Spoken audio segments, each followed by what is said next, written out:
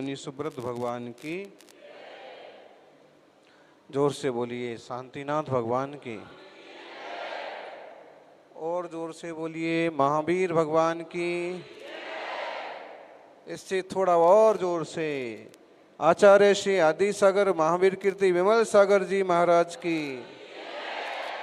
पूरा जोर से हाथ उठा के मुंह खोल के तपस्वी सम्राट गुरुवर आचार्य श्री सन्मति सागर जी।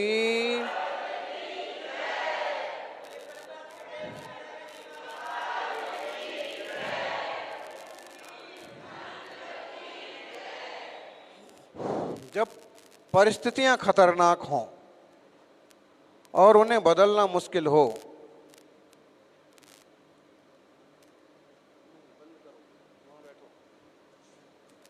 जब परिस्थितियां खतरनाक हों और बदलना असंभव हो, तो परिस्थितियों बदलने की बजाय मना स्थिति बदल लीजिए, परिस्थिति आपो आप बदल जाएगी।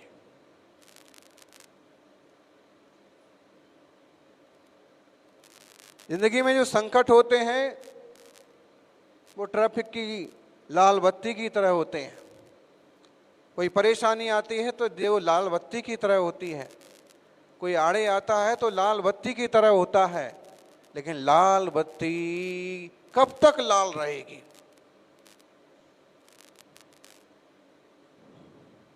कभी ना कभी वो हरी हो जाएगी, रास्ता खुल जाएगा। ऐसे ही कोई भी समस्या हो, कोई भी संकट हो। बड़ी छोटी सी कहानी आप सुन रहे थे।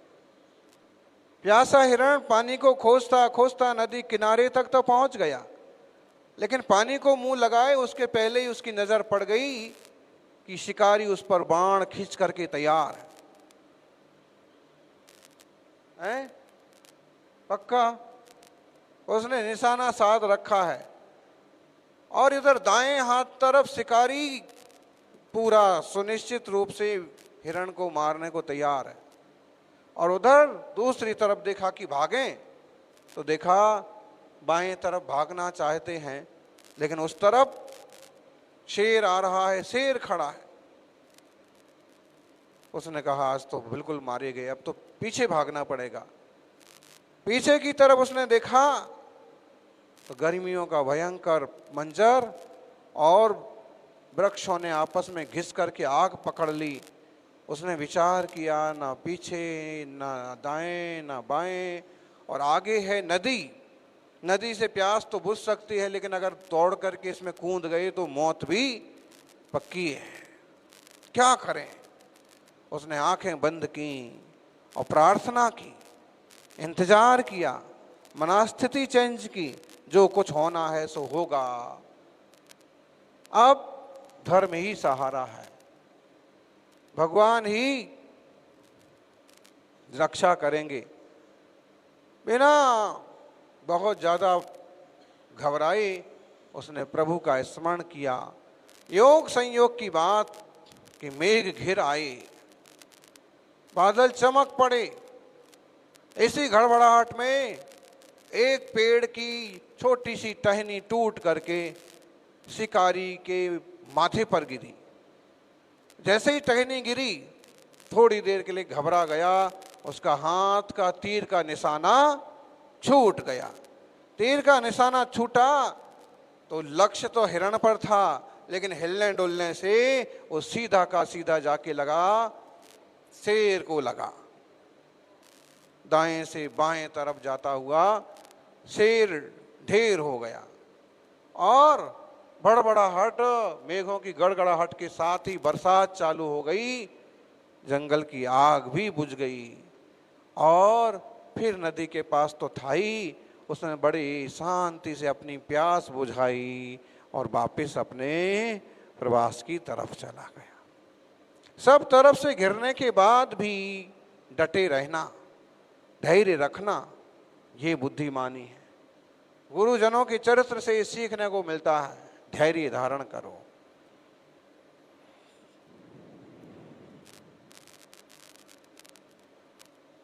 बिना धैर्य के, बिना उपसर्ग परिचय जय किए कोई तीर्थंकर, कोई भगवान नहीं बनता।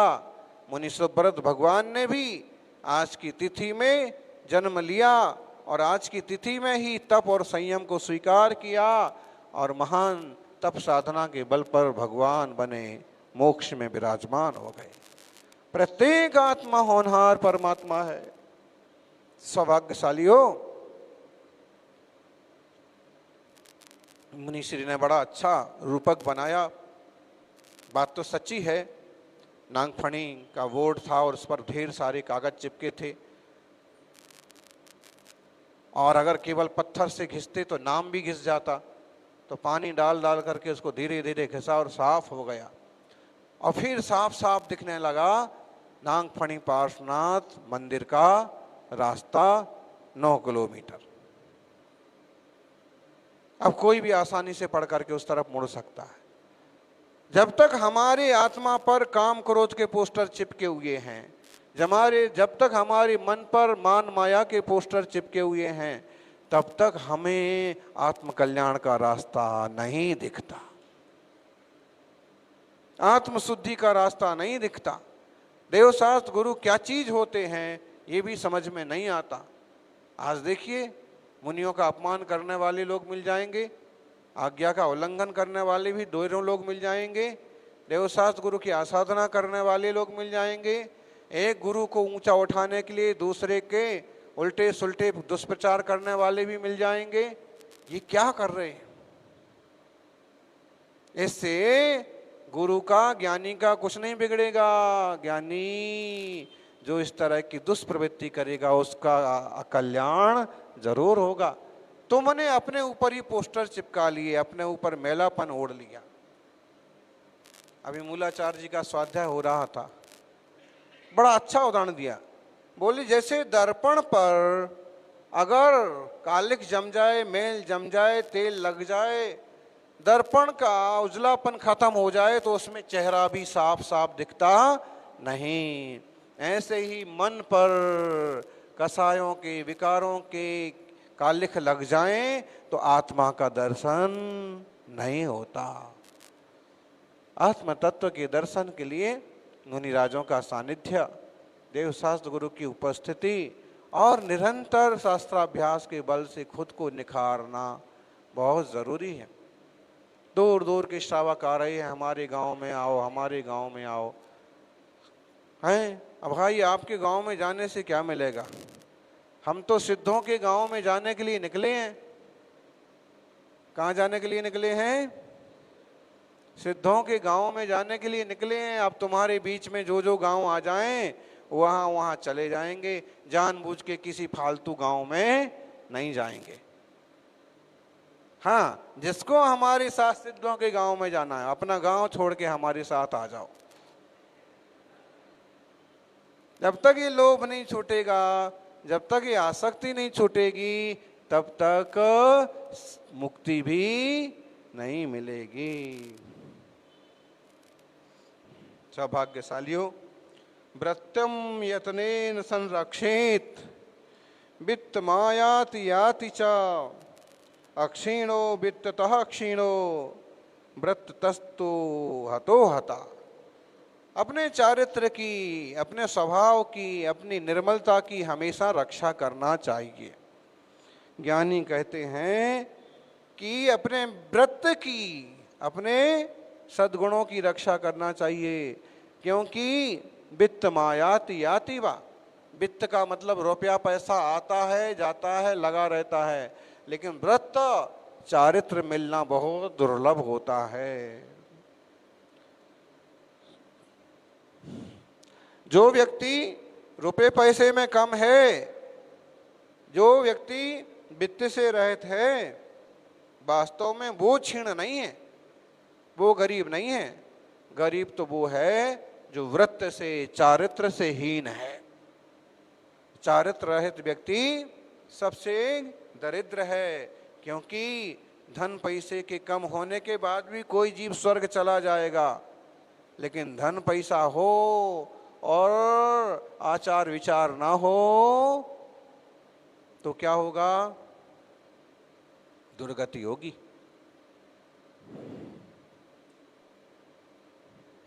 इसलिए आचार विचार की शुद्धि बहुत जरूरी है। बड़ा अच्छा प्रकरण चला आज मूलाचार में, मूलाचार प्रदीप में।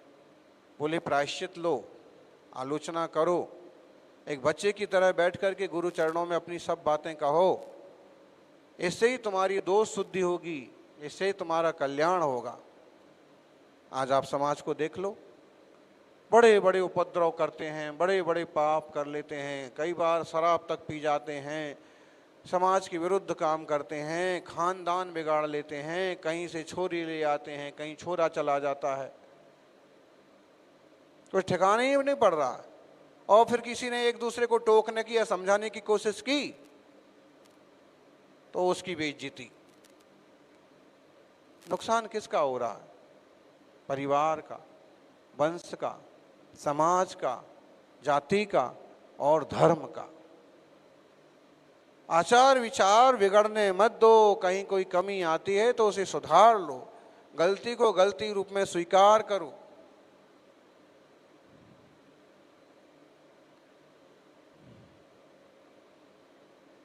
चारित्र से चारित्र चक्रवर्ती बन जाते हैं।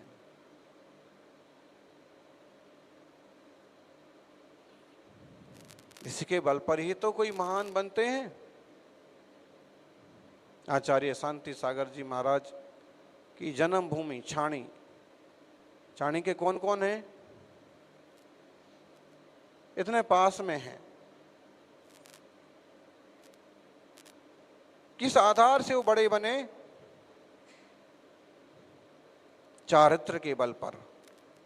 उनका चरित्र पढ़ो, बहुत छोटा सा मिलता है, लेकिन उसको भी पढ़ो तो अकल ठिकाने आ जाए। बहुत विपरीत परिस्थितियों के बावजूद भी वो अपने नियम व्रत पालते थे। घर में रह करके भी वह साधु संतों जैसी वृत्ति करते थे। धीरे धीरे धीरे धीरे शुल्लक बने, मुनि बने, कठिन तपस्या की और आचार्य बने और उत्तम समाधि तक साधी। दक्षिण के आचार्य शांति सागर जी हुए, मुनि कुंजर आचार्य आदि सागर जी अंकलिकर हुए, ऐसे दिग्गज। और उसके बाद तो मुनि परंपरा में ये ध्यान रखिए, इस श्रमणों की परंपरा, महावीर स्वामी की दिगंबर जैन श्रमण परंपरा सर्वत्र पूजनीय वंदनीय है। वे लोग बेवकूफ हैं जो एक दूसरे की खींचतान करते हैं, मुनि संघों की निंदा करते हैं। सच में किसी में कोई दोष हो तो उपगुहन करो, स्थितिकरण करो, वात्सल्य पूर्वक सही रास्ते पर लगाओ। और सिर्फ ईर्ष्या या द्वेषवश किसी की खींचतान करना बुद्धिमानी नहीं है। इससे जिन शासन का, जिन धर्म का नुकसान होता है और खुद के चारित्र मोह कर्म का आवरण होता है। चारित्रधारियों की जयकार करेंगे, सेवा करेंगे तो खुद का चारित्र भी निर्मल होगा, मार्ग प्रशस्त होगा। हमें भी यह सभी को रत्नत्रय का मार्ग प्राप्त हो, सम्यक दर्शन, सम्यक ज्ञान, सम्यक चारित्र का मार्ग प्राप्त हो, यही मंगल भावना। बिना रत्नत्रय के आज तक कोई जीव मोक्ष नहीं गया। सम्यक दर्शन, ज्ञान, चारित्राणी मोक्ष मार्गः।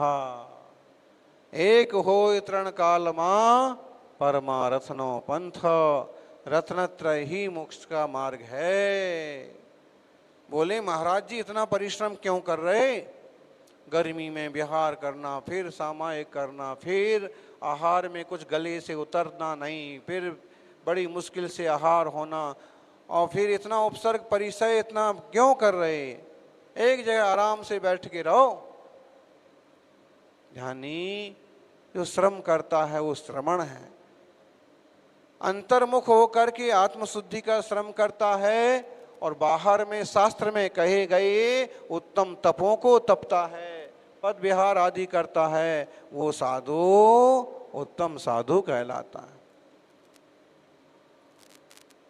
अगर एक जगह बैठ करके ग्रंथ सामने रख के बार बार पानी पिए जाओ, ग्रंथ का स्वाध्याय करे जाओ, आहा करे जाओ, इससे ही मोक्ष हो जाता। तो तीर्थंकरों की कौन सी कमी थी महल की? कौन सी कमी थी स्वाध्याय की? कौन सी कमी थी? किसी भी उपवन में आराम से रहते, बेटा राज करता और वो किसी बाग बगीचे में अपने हिसाब से आराम से व्यवस्थाओं से रहे आते। लेकिन नहीं, नभी सिद्धि वत्थ धरो, जिन शासने जय भी होई तिथैरो। तीर्थंकर क्यों ना हो, लेकिन वस्त्रधारियों की सिद्धि वीतराग दिगंबर जैन शासन में नहीं बताई है।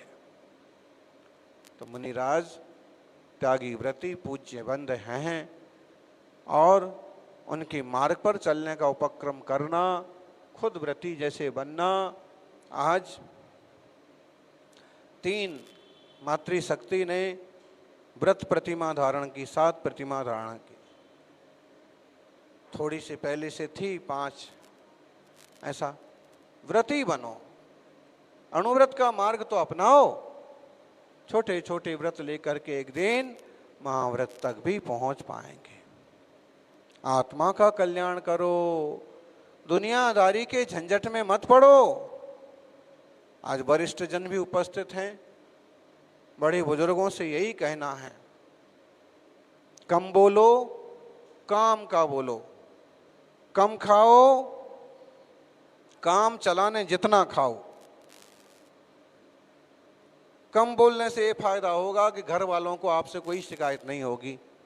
आप ज़्यादा टोका टाकी करेंगे तो बहू बेटा भी साथ रखना पसंद नहीं करेंगे। मनमाना खाओगे, बीमार रहोगे। एक ही बार ले लिया, सुबह शाम 2 बार ले लिया, बस अब हमें कुछ नहीं चाहिए। और जो प्रासुक शुद्ध मिल गया, जीव को जीत लिया तो जीवन को जीत लिया। और फिर शांति से प्रभु का भजन, जिनालय में ज़्यादा से ज़्यादा समय दो। चौपाल पर बैठ कर के इधर उधर की बातें करना, मोबाइल टीवी लेकर के फिजूल में दिमाग खराब करना, इससे अच्छा है नमोकार के जाप करो। नमोकार से बेड़ा पार, उससे भला होगा।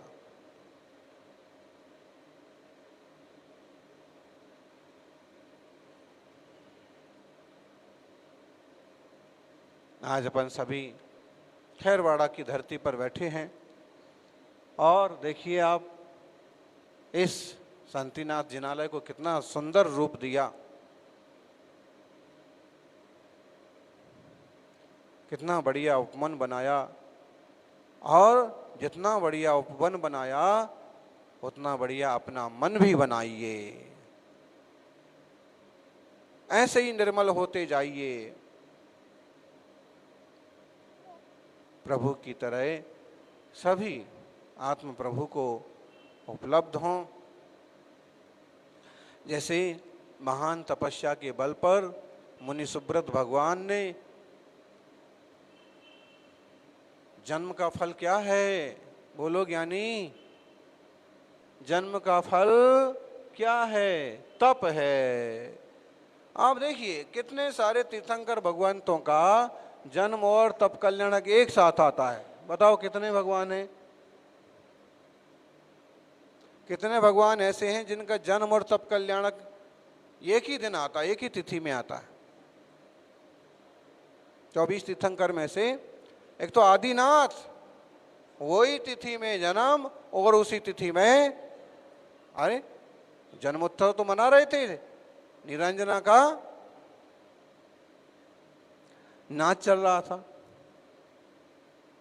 वैराग हो गया। अनेक तीर्थंकर भगवान हैं और वो ऐसे संदेश देते हैं सीधा सीधा कि ज्ञानी जन्म लिया है तो जन्म सार्थक तब होगा जब आप तपस्या करेंगे।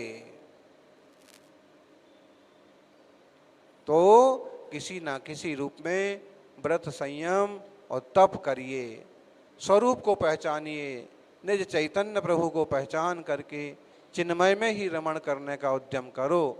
रत्नत्रय इसके लिए बहुत बड़ी भूमिका निभाता है। सबका जीवन मंगलमय बने, यही भावना। जय बोलिए।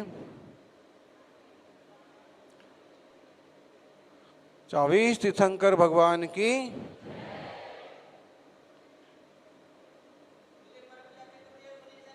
आपको बोलना है? चलो माइक रखो। इधर चिन्मया। चिन्मया किसका नाम है? नाम ही पता नहीं पड़ रहा है इसको।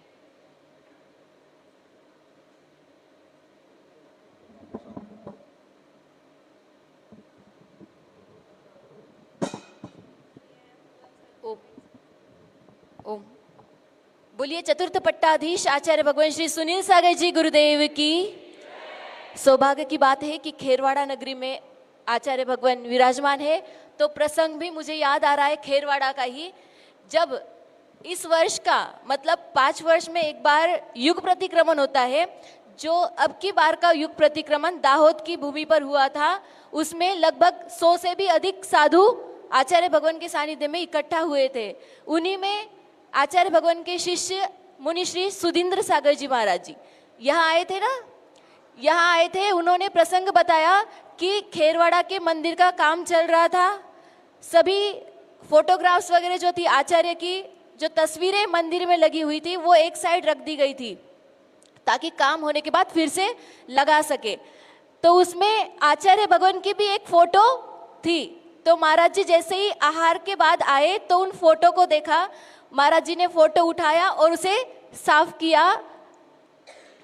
उतनी ही देर में किसी और जगह एक कबूतर घायल हुआ पड़ा हुआ था, तो महाराज जी के पास किसी एक श्रावक ने उस कबूतर को लेकर आया और मुनिश्री ने उसे पानी पिलाया और आचार्य भगवान की तस्वीर के सामने उसे कुछ देर तक रख दिया।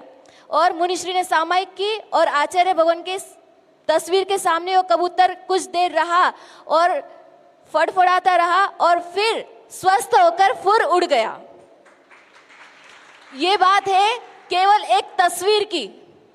केवल एक तस्वीर में इतनी शक्ति, ऊर्जा, पावर हो सकती है, तो साक्षात द्वय चरण आपको मिले हैं, तो आप कितने भाग्यशाली हो। बोलिए चतुर्थ पट्टाधीश आचार्य भगवान श्री सुनील सागर जी गुरुदेव की।